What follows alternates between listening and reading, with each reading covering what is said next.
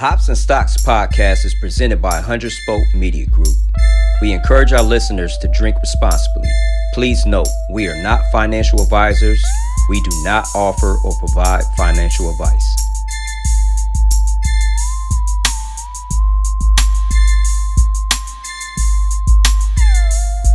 I'm Spoke affiliated from the city. Welcome back to the Hops and Stocks podcast, brought to you by 100 Spoke Media Group. This is episode 26. We got special guest Dawn Marbury with us, who's going to talk cryptocurrency. Dawn's an IT professional and U.S. Army veteran. But thank you for your service. Thank you for your service, Dawn. Yeah, man. First and foremost, thank you. Yeah, appreciate you. Appreciate you coming on. But before we kick it over to Dawn, I think we're gonna probably talk the 3 B's. We got Bengals, beer, Black History Month. You know what I'm saying? Big win for the Bengals. I'm gonna let Sanchez get his shine since that is team. Yeah, man. Hold on, I'll be back. My little pillow, my little buddy. I gotta get my buddy. But yeah, like you said, man, big win for the Bengals going back to the Super Bowl. Believe it's first time since '88. 33 years or something like that. So what grade were we in? I remember the Super Bowl. I know I was in elementary, but I can't. I want to say it was 6th grade, man. Because I remember I had a Bengals T-shirt, and that was like the whole entire school was like just celebrating the Bengals. Yeah, my whole damn school was some fake 49er fans, man. Oh, word. Yeah, man. They had those 3D glasses for that year, didn't they? For halftime show, y'all remember that? I remember the glasses. I can't remember what year it was. I think you could go to like 7-Eleven, get the glasses, and then at halftime, whatever, put them on. I can't get it where I want it. Yeah. Hey, I told y'all my lucky beer, man. Lucky beer. I'm gonna save this one. For the Super Bowl. This is my WHO-DEY beer. Yeah. For anybody that follows Doug on social media, y'all was treated to some special shenanigans. I think he would have made Ric Flair proud with his hooves. Hey man, it was surreal. I don't understand why that's not on our page, man. Yeah, man. Why should it be? Because it's good content, man. That's good content. Didn't somebody tell you to record? Man, it's personal, man. It's personal. I mean, hey, man, I'm the one that shot it to you like, hey, man, this is good content. Tell your wife. I took it down. I put it up. I showed it for a little while, and I took it down. That's personal, man. Everybody only got to see that. You know, I screen recorded it, right? So I can put it. I mean, that's just how weird you are. I can't help how weird you are. So I'm gonna put that on our page just because you said that. Anyway, man, I'm like, bro, Zach happy. Taylor might bring you the game ball for that screen, bro. Nah, man, I ain't doing it for that, man. I'm just doing it out of just pure, just sheer happiness, man. It was crazy. Man, douse the self like. Hey, I ain't see that. You poured something on you. Oh, man, he's drinking water on himself, man. But I wasn't even drinking. Actually, I wasn't even drinking. I just had water. I was sober. I was so focused, man. I mean, my heart was crazy the whole time. I bet. The overtime, I kind of felt, man, when they got the ball, and Apple missed that first interception. I'm like, man, something going on with Mahomes, man. He wasn't clicking, and I was like, how the fuck did you drop that, Apple? Then the next play, Apple actually redeemed himself because he came in and knocked the ball to great play, man. So after that, when you put it in the kicker's hands, it was curtains, man. I mean, our kicker's so confident. I think if Kansas City wasn't trying to bury y'all in the first half, they could have just kicked the field goal instead of going for the touchdown right before half. Yeah, I mean, that was the arrogance. Fast, and then that was the arrogance. Fucked up, man. Yeah, I think the Bengals said they carried that momentum into halftime. Like that was a big play for them. Oh yeah, and Apple made that. He made that tackle. And it was a play. It was a play that they probably would score on. 8 times out of 10, but shit, not that time. But yeah, I'm glad we're going, man. And I'm not gonna be able to drop no 6,000 for no ticket, but we definitely gonna celebrate. Insane. That's the one thing. That's one thing I feel like the NFL needs to revisit, because it's. I mean, based upon those prices, it's a corporate event. Like your average fan can't fork over $6,000 plus room, board, flights to sit up in the nosebleeds, man. Like your experience in watching the game ain't even. You better off watching it at home. Right. You know what I mean? So. Yeah, like I said, I seen a bunch of videos of some sports bars down there in Cincinnati. People was lit, you know what I mean? So salute Cincinnati Bengals. You know what I'm saying? Hopefully they bring one back for the hometown or home state. Who-Dey Nation. Yeah. Stand up, Who-Dey Nation. I think everybody on here is Who-Dey Nation. I know Don is. Yeah, we all represent. You know what I'm saying? But it's big for the state. It's big for the state, man. We all live in Ohio, man. You don't live in Cleveland, you live in Cincinnati. I'm just messing. All right, let's kick it over to the second B. We got Black History Month.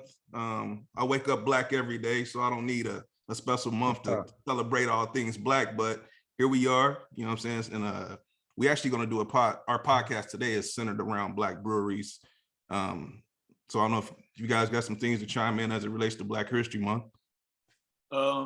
Yeah. So when I was doing a little research today, because I wanted to find out the impact of, African American on the craft beer industry, because you really don't see that often, because it's really dedicated to it's not really geared towards us. That's why it's not popular at all. It's not marketed for us, but we're in the industry. So I looked it up, and it's less than 1% out of 8,500 craft breweries in the States. It's only less than 1% that's Black owned. Yeah. So I'm glad that we're shining some light and giving some of these Black breweries their shine today. And I wanted to highlight one person in particular, give her flowers now. This lady's name is Celeste Beatty. She runs Harlem Brewing Company. She's the first brewery in the country that's owned by a Black woman.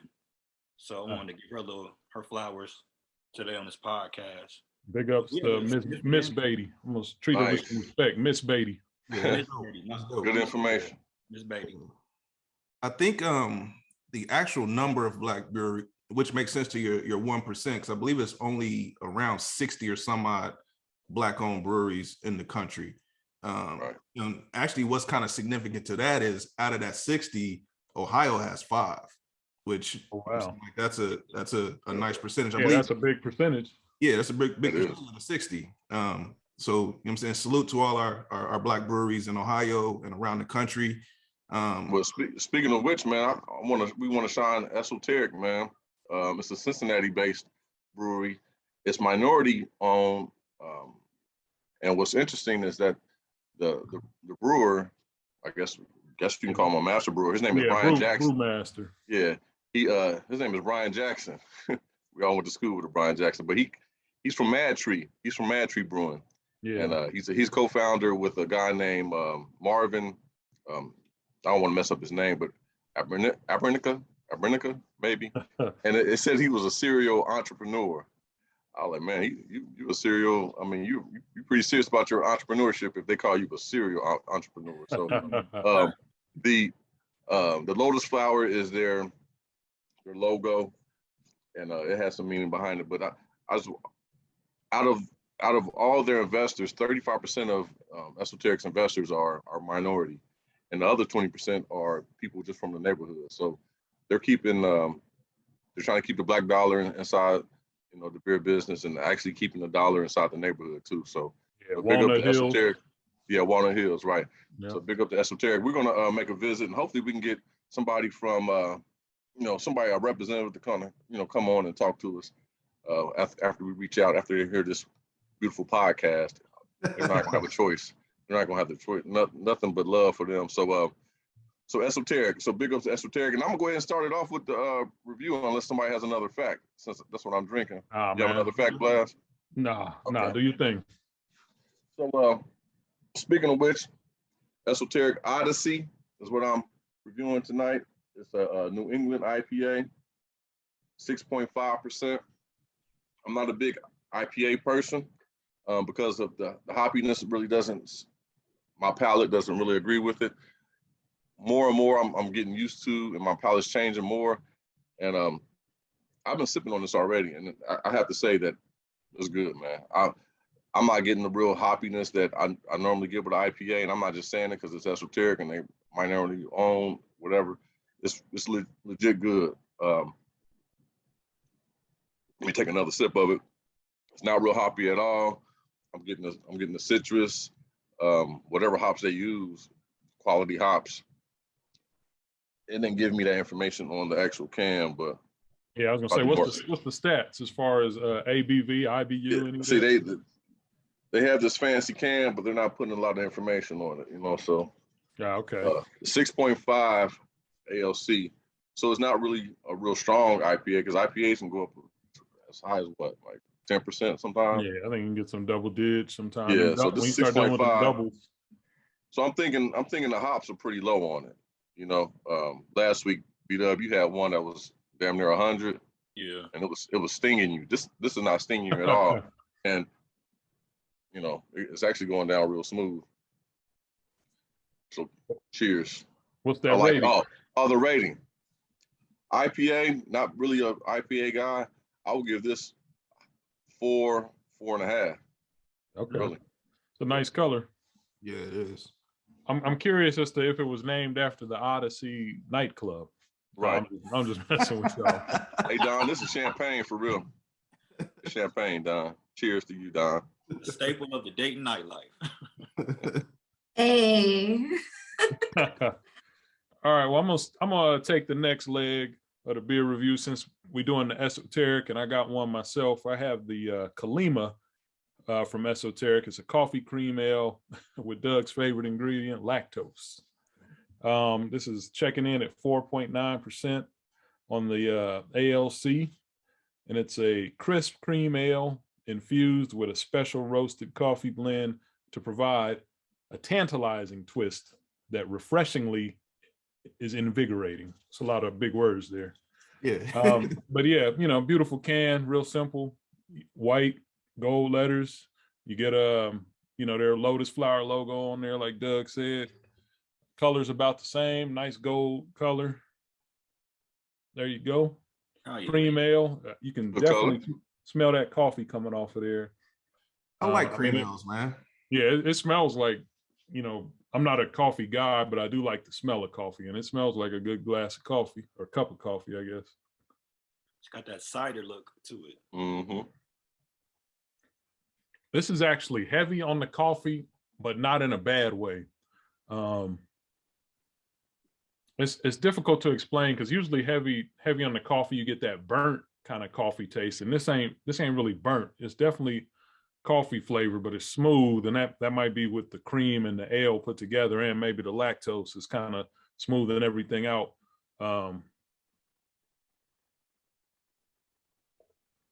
Yeah, man, this is nice. I think I would go 4.25. I wonder if you would like this, Doug. I know you're an ale guy. I guess, you know, the one ingredient kind of scares you away, but this is light and crisp, man. I think you might like this. Oh, really? Yeah, 4.25. Kallima coffee ale from Esoteric. Nice. Y'all did your thing. I wanted to mention, man, that the lotus flower says it's representing enlightenment and beauty, overcoming adversity. So that's what the lotus flower represents. So it's a pretty good logo that they have going on there. Yeah, we follow them on our social media, man. They seem like they do a lot of, they got a lot of good stuff going on over there at that brewery from events and stuff. It's like 6,000 square feet, man. So it's nice and big.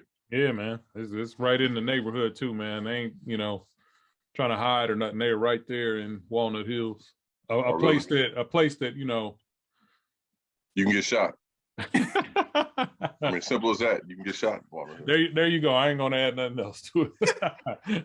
You may or may not. Nah, we ain't gonna do that to them, man, because people might not check it out. It's a decent area, man. They've revitalized a lot of that area. There's another they have. You know, there's another black-owned business over there, barbecue spot too. So they're really, you know, doing some things with that area. And the dope boys are too, when they shooting up. Sanchez. Man. Hey, everybody's getting business. How many minutes are we into this episode? I know, man. Like I'm just saying, man, you can't talk about their neighborhood without giving props to the. Never mind. Man, this guy said giving props to. Yeah, not props. Not props. You know what I'm saying? You gotta recognize the real, man. What's going on in East Walnut Hills, man. I mean, you complain about getting used for the snippet, and then you offer snippet type material. Oh, man, he's over here bigging up the shooters, man. No, I'm recognizing them, man. This man they said do coffee. that's what they do over there, man.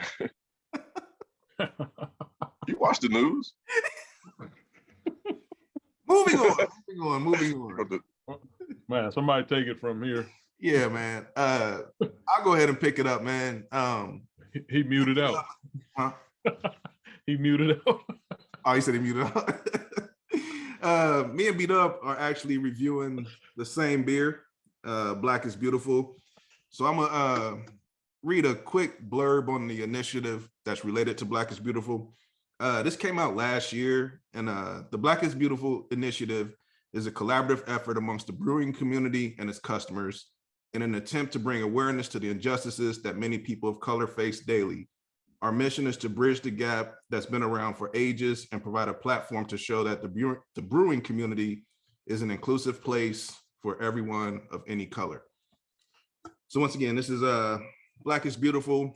And actually, I have the street side offering, same that B-Dub will be reviewing here pretty shortly. So this is an Imperial Stout with macadamia and coconut coffee. A lot of breweries participated in this initiative last year, and I was fortunate to get all the local ones here in Nashville. I have all of those, but unfortunately they're my storage. So this right here is checking in at 10% ABV. It's a stout, love stouts, and I love this, man. This is a really good flavor, checks all the boxes, hits the notes. The coffee flavor is really mild and mellow, so it's kind of subtle with that coconut. And I'm not the biggest coconut fan, so when you get just that slight hint of coconut, it really pairs well with coffee. Let me take another sip of this. A lot of chocolate. That was a real noise for a second. You said what? I beat up, made a little drinking noise. I thought that was real. I'm like, damn. That's the one we fucking thirsty. You get a lot of chocolate. It's a good one. I would get this 4.5.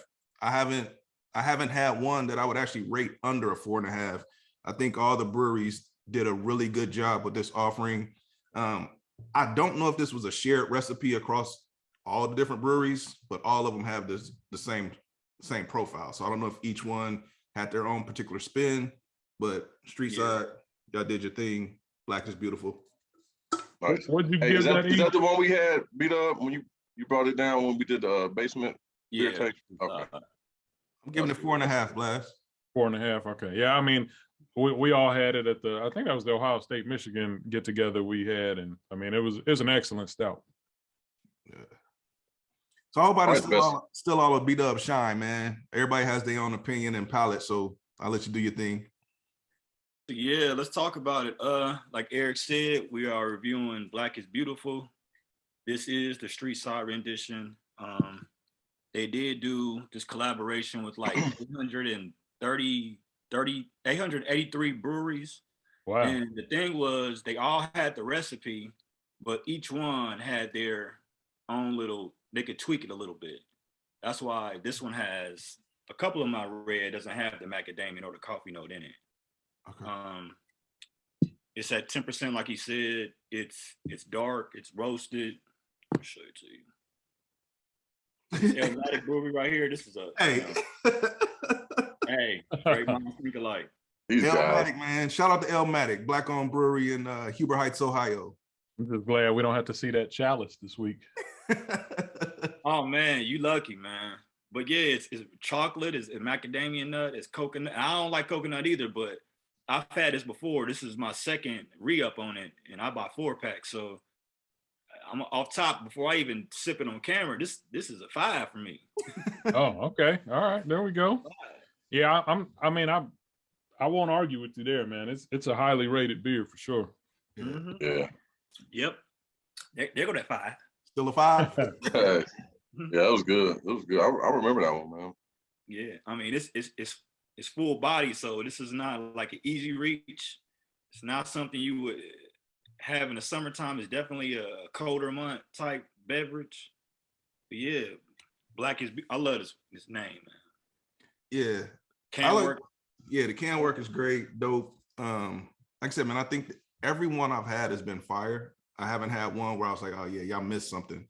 I would be interested to see if there's an initiative, if there's like a different offering this year. I haven't seen any news related to if they're doing it again, but I grabbed a couple last year. But yeah, we wrapping that part up. Yeah, I mean, I just got to point out the fallacy, man, that B-Dub actually went last. It's ridiculous, man.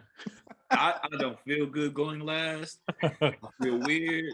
I don't run anchor. I run point. Yeah, it's some bad juju going on with this episode, man. We get it fixed up for the next episode. I have to burn some incense or something, man, to make sure the rest of the episode go all right.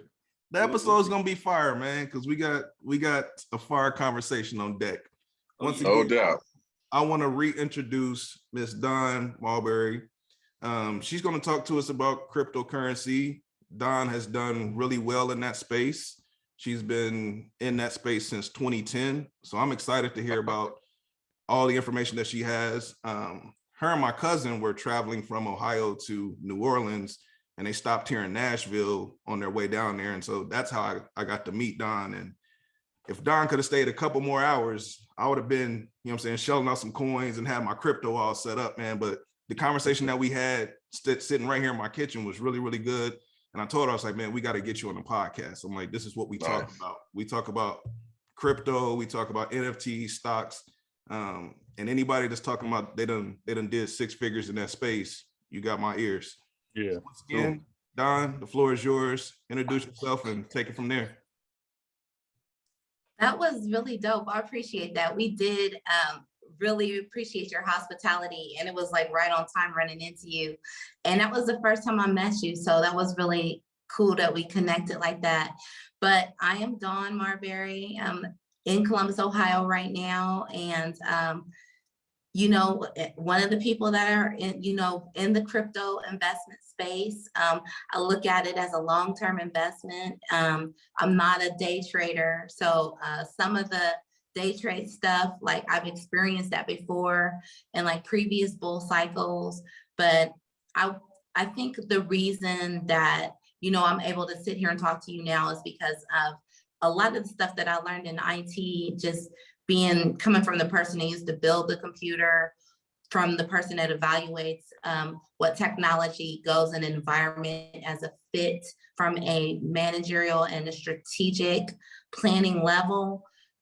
A lot of that, the education that I got taking classes and on YouTube University helped that, you know, 6-figure run up. So I've always want to encourage people that have an idea, they want to do something, they are interested. People have been hearing about Bitcoin for years. The first investment, I think, is investing yourself and your time. You don't necessarily have to spend money, but get on YouTube University and learn. Learning for yourself and doing your own research is going to be like a very key thing that, you know, you utilize in your arsenal along the way when you're coming up, you know, in this volatile crypto space. So, yeah. It is very volatile, and Don, recently I've lost a lot of money with crypto. I mean, it's been down. It's been down. Yeah, it so has been. Yeah. How have you been able to, you know, weather those ups and downs? And you know, with the 6 figures, I have to imagine that you're not putting in tens and the hundreds. You're dropping some stacks in, or am I wrong about that? I have 4-figure investments, and we're talking about the last 2 years. I have, I'll say 2020, April of 2020 was the cycle that I'm referring to now, because I've learned a lot since 2010 in Bitcoin. But I have 4-figure investments that are in the 6 figures now, even with the market retraction. And a lot of that, again, is I'm not necessarily looking at a trade analysis or looking at a trade signal or utilizing the same methodology that a day trader would use. I am more of a buy and hold person, a hodl person, and a buy low, sell high person. And I think risk aversion has a lot to do with when you say what is buying low, you know, so I think the reason that my portfolio has been resilient is because I built it for a bear market, because I was one of those people that thought they were going to get rich in 2017 when Bitcoin went up to $20,000 and then retracted. You know, I was somebody invested in the market in altcoins, and I understood that, you know, it could quickly become like a casino if you don't I just went in with more research based off of what I learned. So what I do is I'm not just looking at a trade analysis, not just looking at a trade signal or market sentiment per se. One of the things that I look at is the use case. And again, these are IT terms. What is this product attempting to do? And a lot of the things that I think that is important, especially for us as Black people, there's so many people that are wanting to pitch to you, invest in this, invest in that. But I think it's really important to not only look into what the use case is, but can the product be built? You know, not just do I like what the person is saying and I believe in the person. And I think what I did with my portfolio, because I started accumulating for this current cycle in April of 2020 with $4,000, not a lot of money, but it was more or less looking at the product. What is the use case? Can the team build what they're saying they can build it? And those two things, in my opinion, kind of build some resiliency in your portfolio in a bear market, because a lot of the crypto space is speculation. Right. So if you're speculating on something that is going to be nothing, so in a bear market, it has a lower probability of coming back unless there's a pump and dump. But if I'm building in something, if I'm investing in something that has a strong use case that can be built, and when I say a strong use case in this space, I think it should be, people should be using crypto that don't know they're using it. Crypto is a complex thing. You know, it's not the most user-friendly thing in the world. But I think when I can look at a project that has a use case that extends to somebody that is a non-crypto investor, non-Bitcoin holder, that's intriguing to me. If the product can be built, and that is looking into the development team. And again, I'm somebody from the IT world, so I'm looking at, you know, I understand what to expect in IT product development, but also has this development team built anything or been part of anything amazing, spectacular, something that, you know, I would know. So that was part of it. So to follow up, not to cut you off, but what's the use case? What's the use case for, let's say, Ethereum, or what's the use case for, you know, the biggest one out there, Bitcoin? What is the use case? I mean, how would you describe that? Well, I think for me, those aren't, and this is going to sound treasonous, but those aren't major hedges in my portfolio. Okay. The things that I'm looking at are things that are going to be used in the multiverse or the metaverse, if you will, digital, physical currency. And I think the main reason that people are interested in Bitcoin and what the blockchain is, the blockchain technology. Right. So I think the very first thing, if somebody didn't understand the use case of Bitcoin, would be to understand what is the blockchain. And the blockchain is like a digital ledger that provides so much security, but at the same time, anonymity, but at the same time, it's public. And the way that transactions are lodged there would potentially change the way that multi-industries are currently run under the infrastructure. We're under like you know how we drive down the freeway and the freeway was built in 1970 and we need something better? That's basically what the infrastructure we're running the internet on, everything. And technology is constantly growing. So when you're investing in Bitcoin, Ethereum, you're investing in the future of technology, because the future of technology is going to be on blockchain.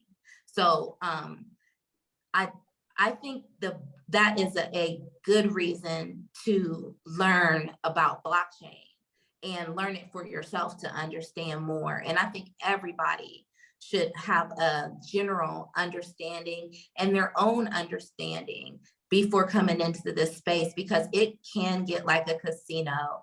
It can get like gambling quick. And there's always somebody that's shilling something. And, you know, those fundamentals have to be in place, but I just look at it as, you know, the future of a future digital ledger that logs transactions, and multi-industries can be built on the security and the privacy of the technology. Well, I've learned so much. You've been talking for maybe 7-8 minutes, and I've learned more in your little small segment than I've had in years. So good job with that. Oh, wow. I have another question. I don't want to monopolize because I'm so intrigued. Like I'm on the edge of my seat right now when you're talking. But yeah, go ahead, Blast. Go ahead and ask. I just want to, because you know we've had different people come on and talk about different topics, including crypto, but we've never had anybody come from the angle that you're coming from, because I think this is the first time we're really hearing about someone who was really looking at the technology, and that part is kind of fascinating to me.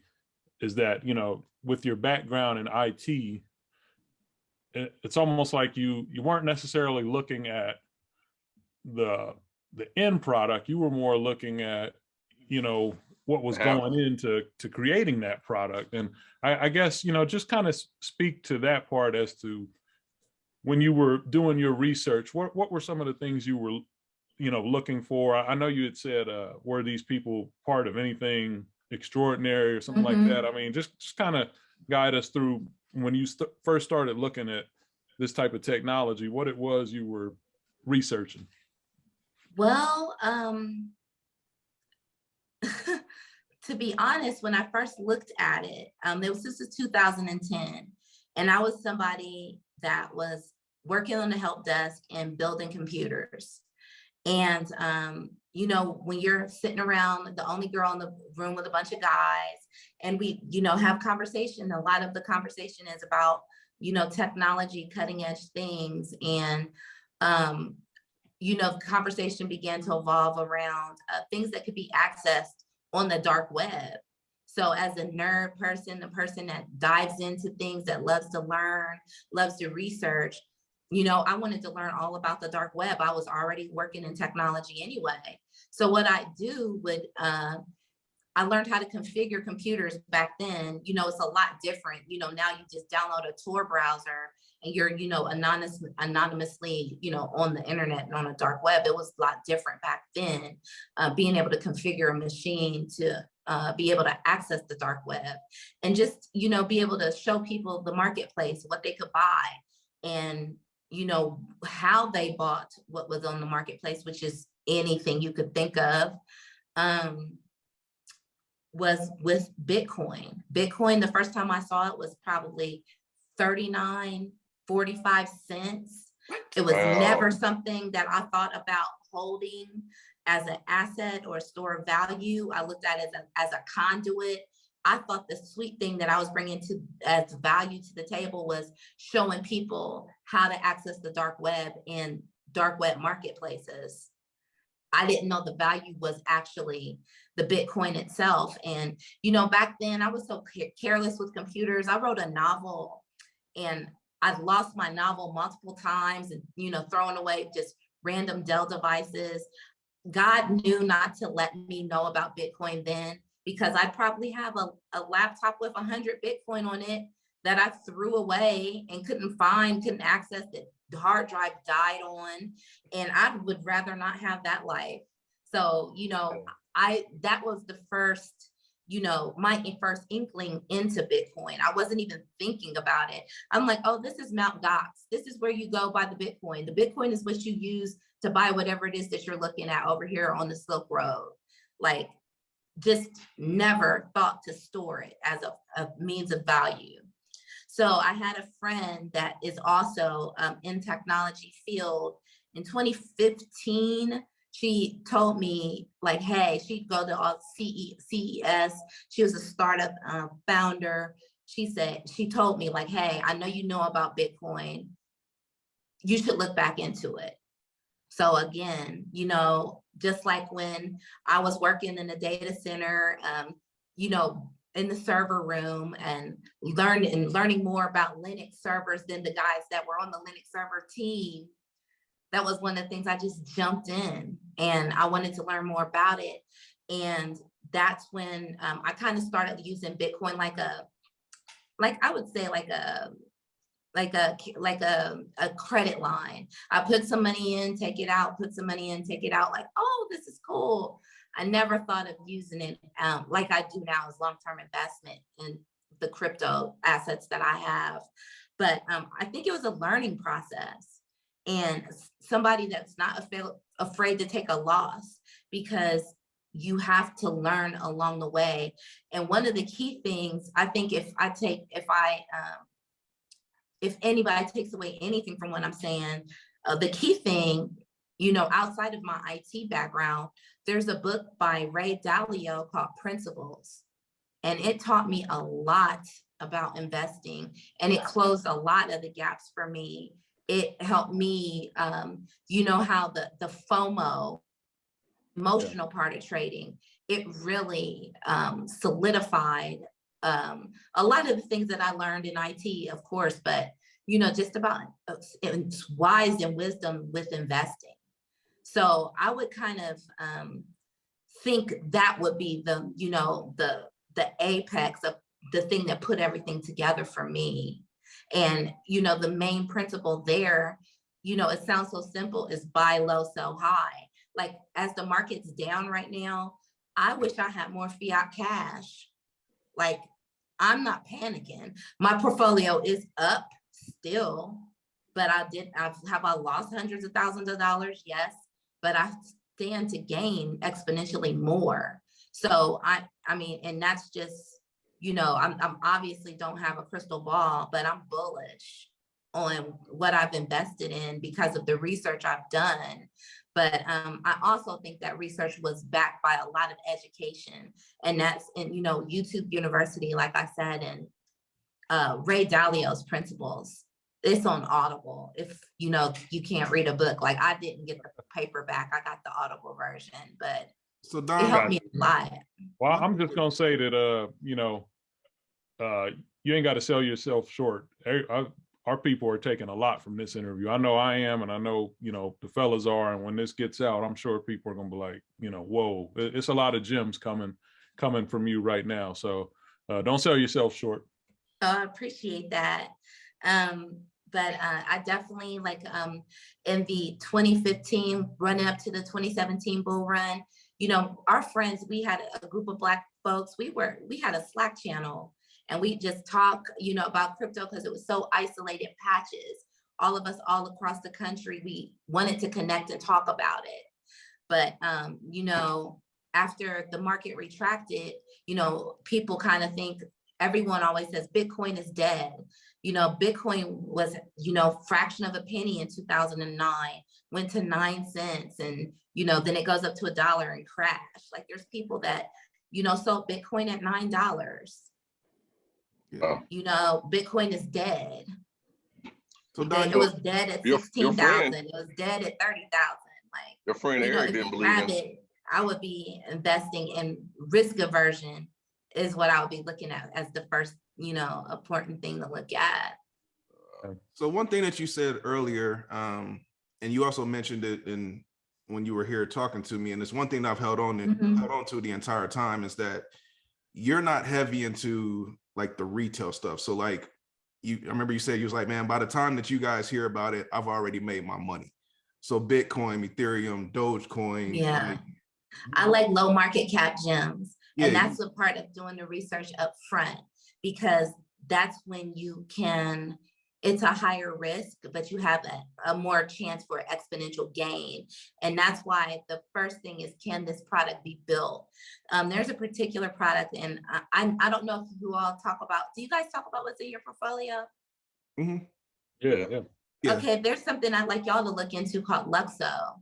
And Luxo is a multiverse blockchain that, you know, we were talking about Ethereum. You know, I remember when Ethereum was $300. You know, I have a dude that was investing in Ethereum when it was $38.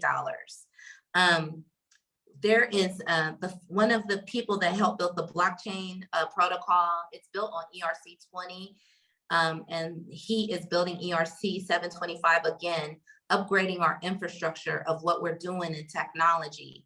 So this is his new venture into the crypto space.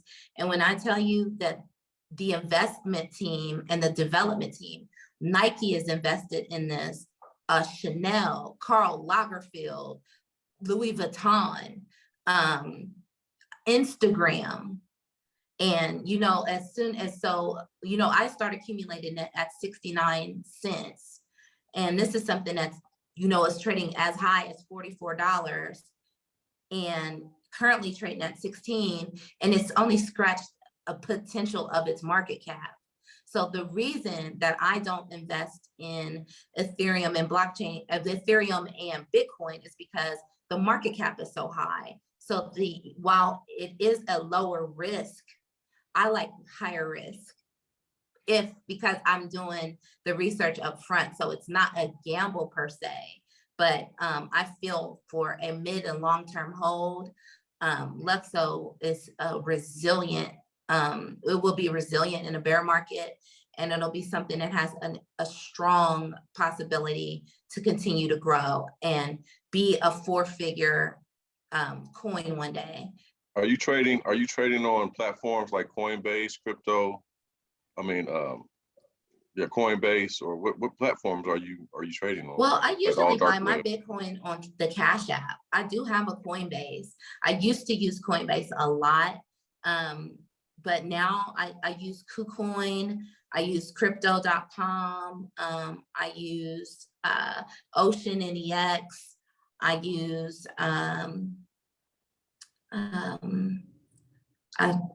let me see. I'm like missing a big one. I got to look at my phone really quick. That's all right. Yeah, I had a that's brain lot. freeze. Don, another question while you're looking. Binance. Yeah, Binance. So. Yeah, so my goal is what I'm looking at, like you said, Coinbase. My goal is to buy something before it gets on Coinbase. That's it. That's what you was telling me. And that's what I want you to kind of highlight is what gets you to the step before that. Like, because you say research, but just talk to us like we elementary, because we have no clue where to start. Mm-hmm. And so what does that look like?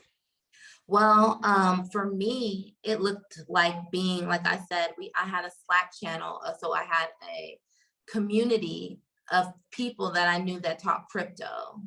And I had, you know, a YouTube algorithm that is pulling up crypto all the time. I don't have a social media. So when my social media accounts, I use them for research. So what are the people on Twitter saying about this? Like, so if I hear, like, you know, see like, you know, a $sign LYXE, and I'm like, what is this? So I'll look up go to the website. I'll read the white paper. You know, I think for me, it may be different because, again, I work in the technology field, but that's the first thing that I do is read the white paper. And then I look at what are they trying to build? Can they build it? And I look at the market cap because, again, I want something that's undiscovered. So if it has a huge market cap, I'm like, I'm not going to say that it's not going to continue to grow. But again, you know, if I'm buying something with $150 million market cap, and I know it could go to $1 trillion market cap, or $1 billion market cap, or $350 billion market cap, wouldn't it be advantageous for me to like invest in it when it's a, you know, in the 100 millions versus in the billions? So that's what I'm looking at as far as market cap. And I Are you also looking look at, at are the you looking at advisory penny? board. Are you looking at penny, like penny crypto? Like Yeah, so like I said, a lot of the I have $3,000 investments that are in the six figures, and I've started buying that in 2020. Like, I wish I would have bought more. That's one of the things, but you know, I did the research on it. It checked out. It was a working product. I don't know if you heard of Matic. Like, that's why I thought it was so cool that you all had those Illmatic, you know, I almost got Illmatic on the license plate on my Porsche because I love rap and I got paid off of this coin named Matic, you know. Oh, word. Yes. That would have been dope, man. Yeah, I wanted to get Illmatic on there, and you know, but when I started buying Matic, it was half a penny. So I'm just like, oh, I'll put $300 in this week, you know, 400 in this week, but I was expanding my portfolio because all the research I did on Matic, it made sense to me. The advisory board made sense. The development team made sense. The market cap was low. What they were trying to build, NFTs, DeFi, the second layer protocol over Ethereum, so lower gas fees on those NFTs. It just made sense. And when I went to their website, the website looked good. You know, I'm like, oh, it works. And, you know, there's things called staking in crypto. So what you do is, you know, I took my 60,000 Matic that I paid $2,000 for, and I, you know, staking is a process that you just kind of lock it with them on their website, just like you have your funds in your wallet. You're locked with the assets on, you know, it helps their network redundancy and security and with their computer nodes. So that's what it's basically, just giving them custody of it. Made money off of that, and you know, that's my highest. You know, it's, you know, when something does 3,000% and it's scratching the surface, that's what buy low is. Buy something at half a penny that's going to be trading at, you know, $1.75 that's projected to be $10. Yeah. But that's when the trade analysis part comes in. And, I mean, it gets so overwhelming. It gets so overwhelming being novices at it. And I've been trading Bitcoin for a while, but nothing like you. And I'm still a novice. It gets so overwhelming because I get these emails with all these penny coins coming in, and it's like, which one should I buy? It's like, you know, it becomes overwhelming. So you're just saying, hey, do your research, go to their website, see if it's actually something that's going to be feasible, and if they can actually build it, right? If they can build it. Go to Twitter and put that that $sign LYXE or that $sign RSR or that $sign Matic, and see what people are saying. You know, look at how popular it is, the social engagement it is. There's Telegram channels that a lot of information is going back and forth about, you know, low cap, market cap gems. And I'm one of the people that look at the crypto space, you know, potentially as something the way the NASDAQ Dow Jones is going to be for us currently. You know, there's going to be a lot of successful projects, and, you know, there's not going to be just one that you're looking at that's going to catch fire. You know, there's going to be multiple ones, and Bitcoin will probably be like that petrodollar, you know, to kind of be the thing that, you know, grounds the market as it is, for lack of a better word. So Dawn, obviously you have a process in place at a very high level. If you were to like just step out your process, and you're saying, and we're all telling you because we are highly interested. And I told you when you were here, like, hey, I'm ready to put some money in tomorrow. Yeah. What does that give us?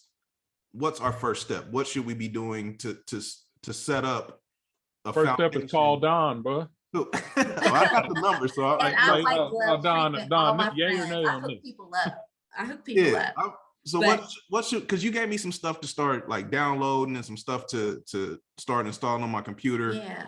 So if you could give the fellas here as well as our listeners the startup process of how do we, because right now we're all retail. I don't want to discount Doug because Doug's been doing this a lot longer than we have, but I know myself, I'm a retail crypto person.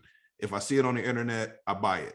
I don't do any research. It's a gamble. I bought the Shiba coin, a FOMO, and the more research I do, I realize that Shiba's not going nowhere. Like it's, I mean, like it's just, it has its cap. So tell us how we should be setting ourselves up to start doing more of what you're doing. Well, the first thing I think that is important in this space is understanding risk aversion. If you aren't willing to lose a lot, like I tell people all the time, I take a 40% loss all day to take 1,000% gains. You know, it's a volatile space. So it's going to be up and down. Hodling is my strategy. It's not a day trade strategy. It's literally the most simple thing is buy low, sell high. So that takes a lot of different paths to get to high, and it's not a straight line. It goes up and down often. So the first thing I would do is understand my risk aversion, because if I want to get in the crypto space and I'm not risk averse, you can still get in the space, but I would just hodl Ethereum and Bitcoin because they are going to be your safest bet in this space. Now, when we talk into the altcoin space, that's like the wild, wild west.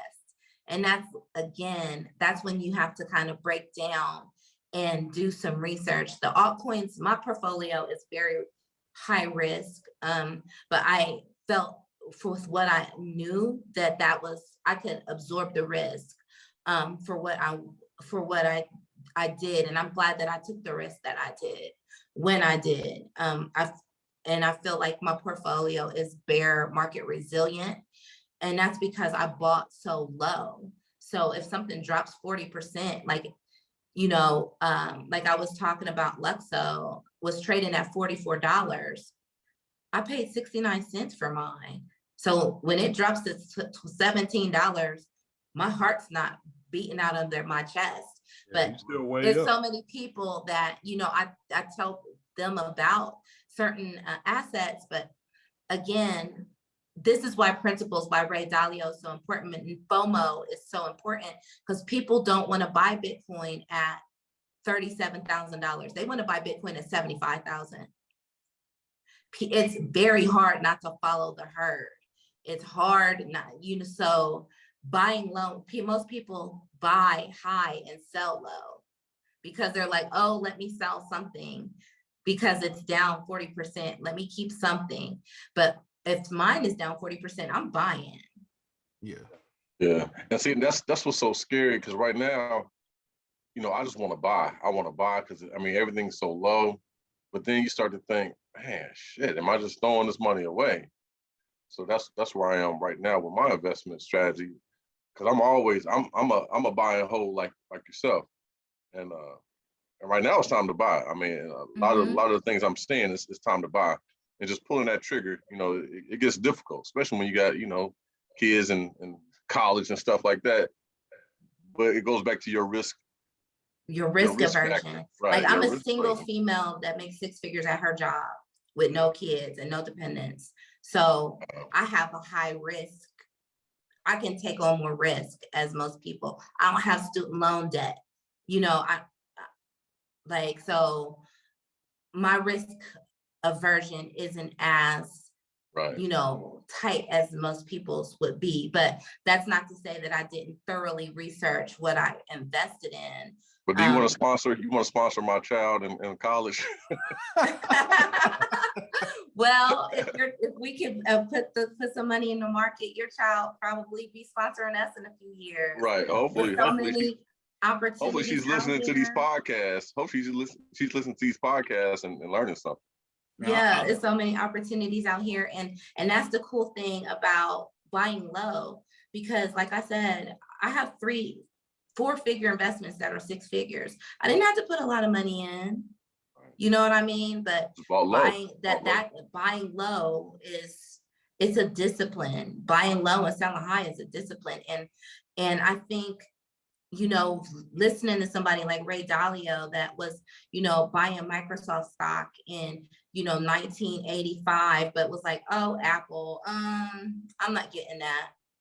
Like, imagine the FOMO on missing Apple in 1980, in the early 1980s. Like, you can't catch them all. And you had to you know, be able as a trader to kind of be logical. And, you know, and he bet his money on Bill Gates. It's not a loss, but was it the same kind of exponential gain?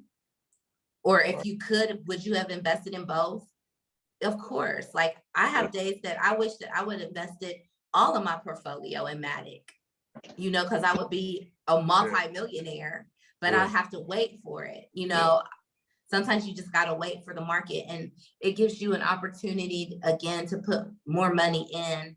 And I think Bitcoin is one of those things that, you know, I don't know if it's going to be 3 months, 6 months, 9 months, or 18 months, but I think it's resilient. Yeah.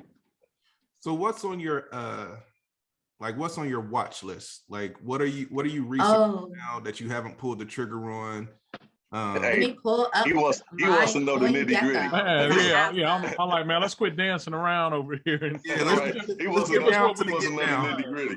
Hey, man, this information might be on our paid subscription, man. Like so. Yeah, you can't give away all the gems.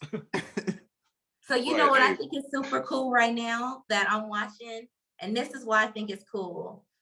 It's called ENS, and it's Ethereum name system.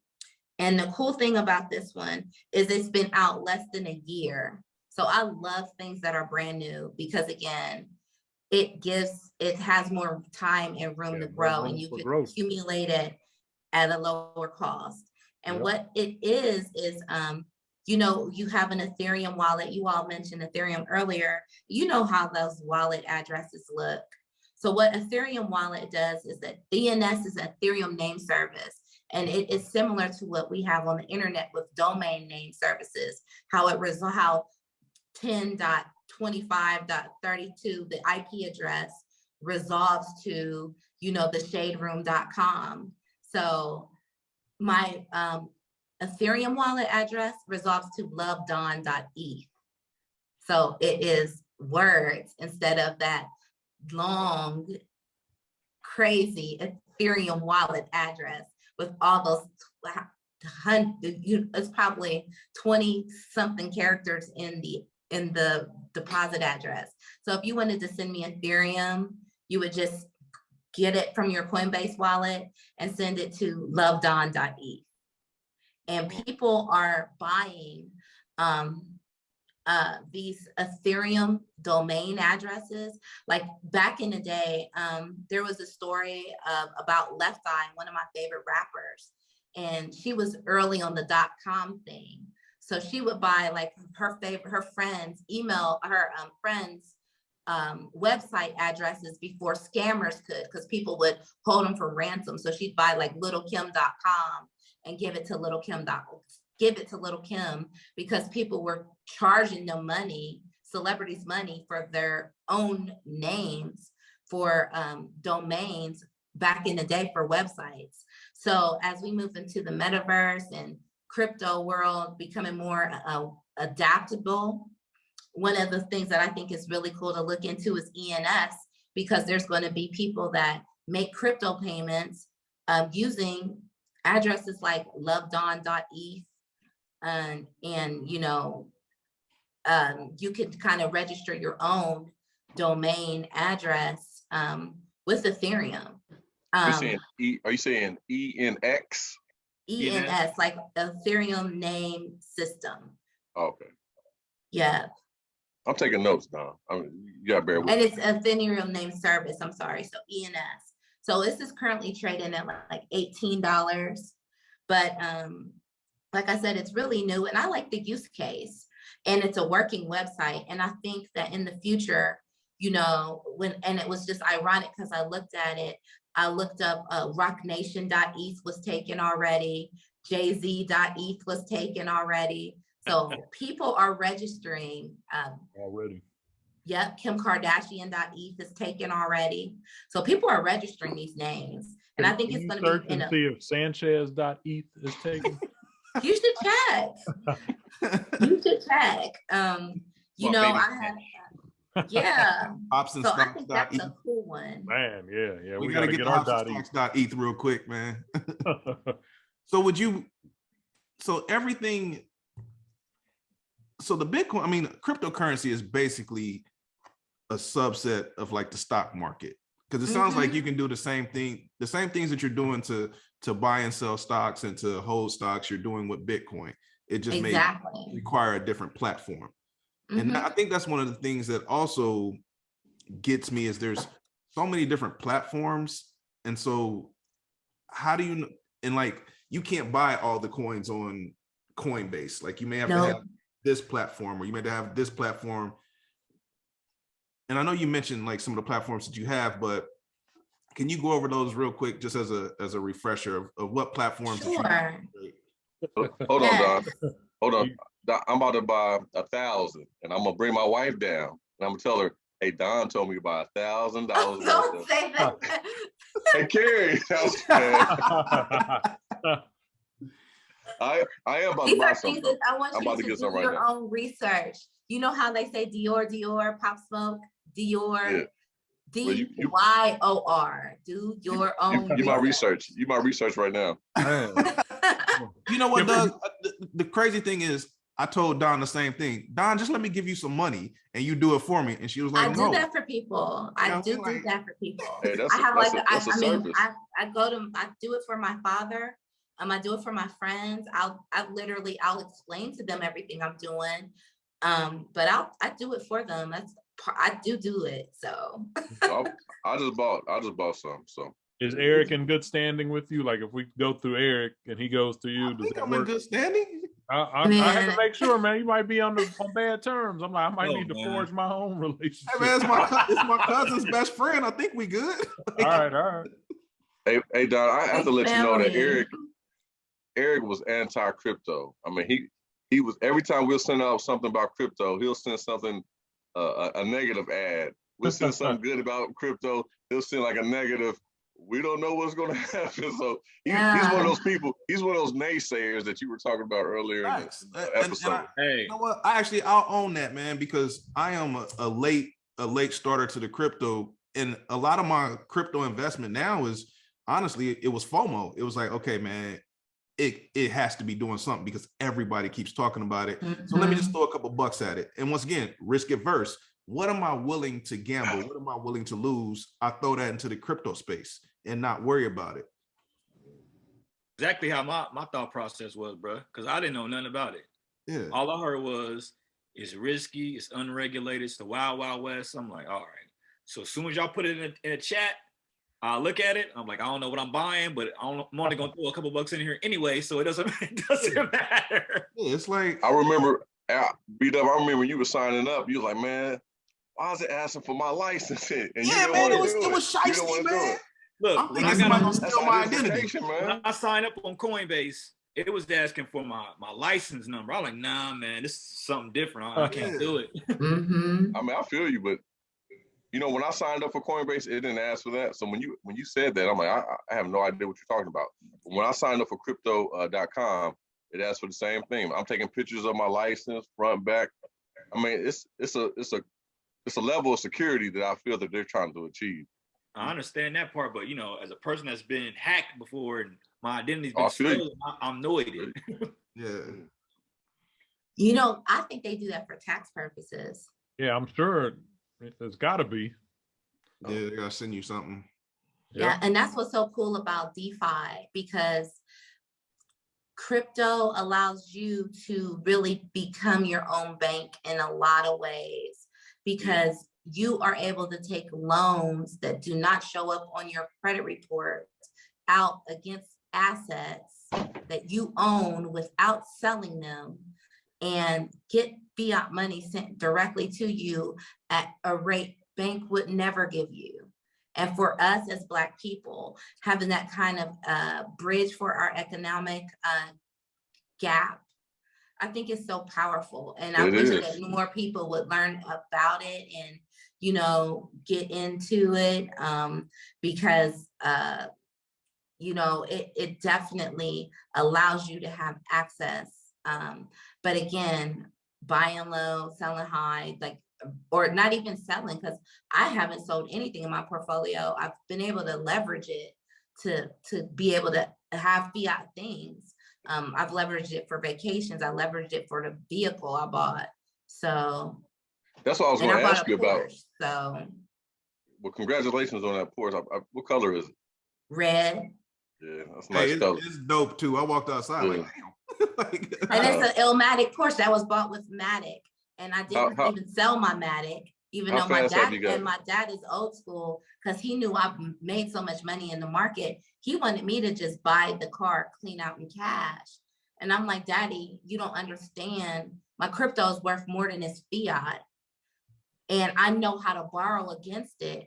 And you know, when you get a loan, and this is the dope part about loans are non-taxable events. Selling, they might tax you for, somebody might audit you. You know, there's a people that sell all day, all the time in crypto, and you know, nothing never happens, but you don't want to be that one person that, you know, Coinbase sending a letter to, like, you know. So when you're taking a loan out against something that you already own, and you're paying like 5.5% interest on it, that's way better than what a bank would do for you. You know what I mean? That's and you don't even get your credit report pulled, and you're not paying taxes. Right, 0.5. That's how 0.5 is great. 0.5% is great. Rich people don't ever sell. They borrow against their own assets and leverage, you know, against collateralized loans. Right. So you were able to do that in the DeFi market. You could do that with Bitcoin, Ethereum. You could do that with all those, with quite a few coins at this stage. It's almost like taking a line of credit out on your house. You know what I mean? When you use your equity, when you leverage your equity and use that capital. I've never thought about that, Don. Yeah, and imagine doing that without pulling your credit report. Yeah. Wow. Oh, that's dope. Well, Don, I feel like we've I'm not done yet. Are you not done? Go ahead. Nah, go. We might have to have you back, Don, for real. No. Well, I was honestly, come back anytime, Eric. You know, I will come back. Yeah, I was honestly just about to speak to that. Previously, we call William down here on the bottom of the screen. We call him Blast. He had his son on, and we called him the honorary 6th member. I think you've become the honorary 7th member. Hey, number 7. I'll take it all day. I appreciate it. You are the honorary 7th member. Hey. You are welcome back anytime. Thank you so much. I appreciate it. Yeah, you've been dope. I knew you would be dope just based on the conversation that we had in the kitchen. And that was only, you know, just maybe an hour conversation. But I think like you got so much more knowledge in you. We would be doing ourselves as well as our listeners a disservice by not having you back on. I'll be doing myself a disservice if I didn't ask for your number. Like, listen, I'm married and I haven't asked for a female's number in so long, but I want your number so bad. Yeah, I mean, he just do us all a favor and add her to the group chat right quick. Right. Hey, yeah, that would be better. Eric got my number. I got a group chat. Well, actually, a separate group chat. Because... Yeah, separate. It can't be the one that we're always in. Yeah. Don will delete us real quick from the group. Because we'll talk hip hop too, Don. We'll talk a little hip hop. That's what's up. Y'all playing the new Nas Magic? Y'all play that? Oh yeah, I like that. I like it. Eric, you were playing that when we came to the house. Yeah, I was playing that. I didn't care for KD2, but I like that Magic, man. I like both of them. I don't like KD2, but I like Magic. Yeah. How fast have you gotten the Porsche up to? Well, I drive the Porsche slow. Okay. And that's because I had an Audi before I had a Porsche. Audi, and I did 167 in my Audi. Wow.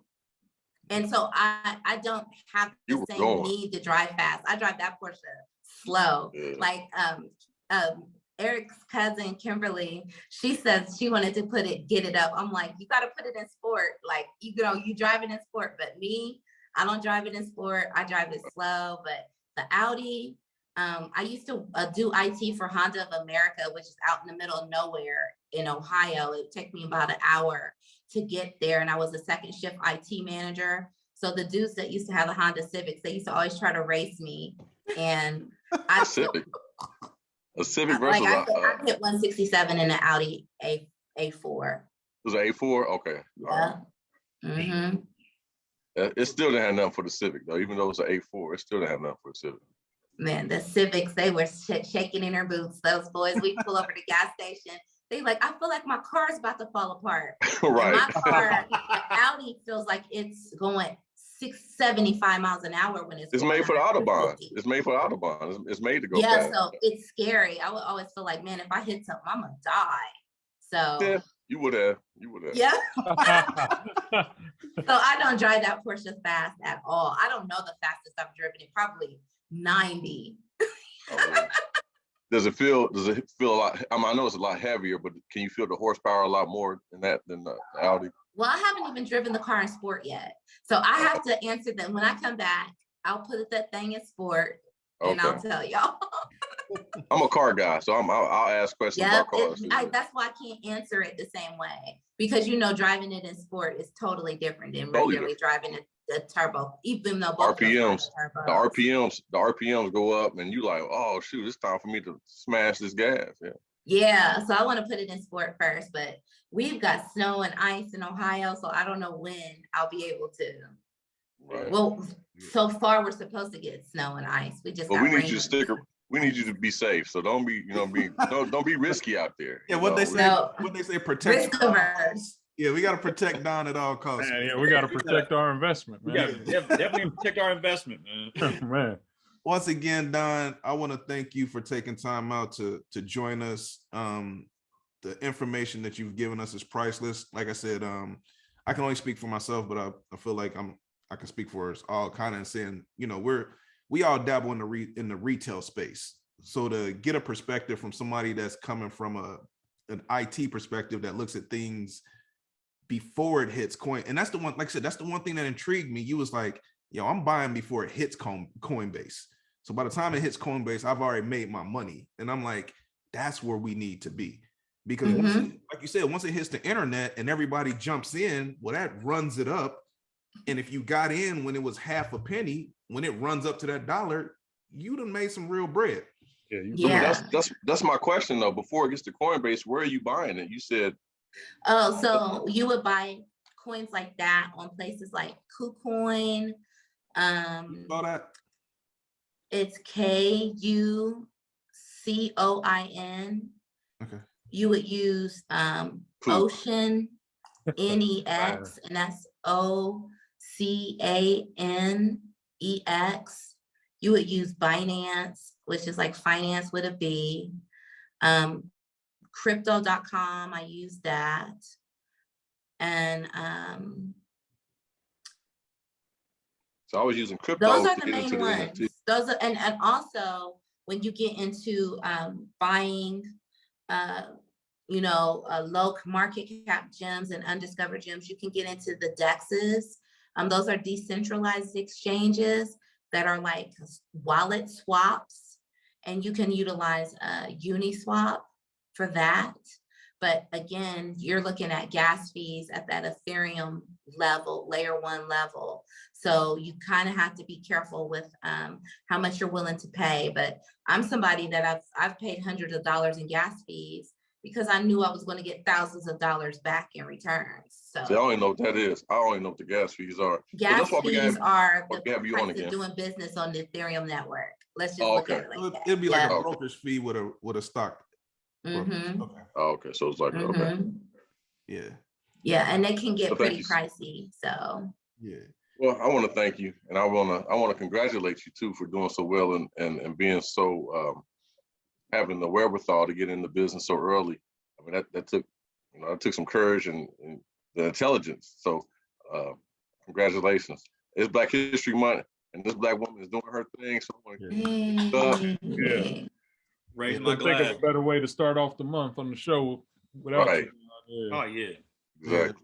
Once again, Don, thank you for hopping on. We appreciate you. Welcome back anytime. I'm sure I'm gonna get pressure from these guys to get you back on sooner rather than later. Once again, thank y'all for tuning in. Hops and Stocks, episode 26. Signing off. We out. Shell of a man if we